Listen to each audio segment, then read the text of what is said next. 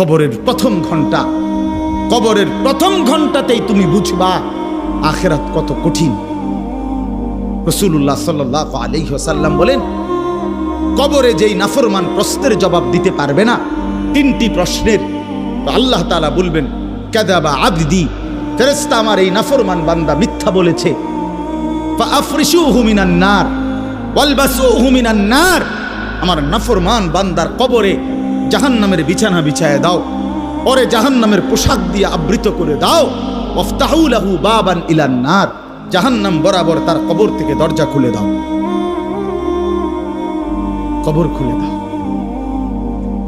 ওফো, আল্লাহর নবী সাল্লাল্লাহু আলাইহি ওয়াসাল্লাম বলেন, তখন কবর তারে, ফেরেশতা যখন তাকে রাইখা যাবে, কবর তারে ডান দিকের মাটি বাম দিকে একটা চাপ দিবে, বাম দিকের মাটি ডান দিকে চাপ দিবে।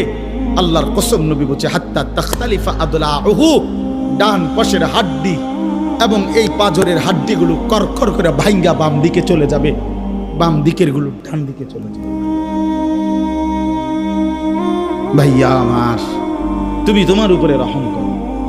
বাপ আমার, আপনাদেরকে বলি, হারামের টাকা উপার্জন কইরা, সুদের টাকা, কিস্তির টাকা, ঘুষের টাকা, ওজনে কম দেওয়া টাকা, হারাম ব্যবসার টাকা, বাটপারি সিটারির টাকা দিয়া বংশ, ফ্যামিলি, স্ত্রী, সন্তানের জন্য রাইখা যাইয়েন না।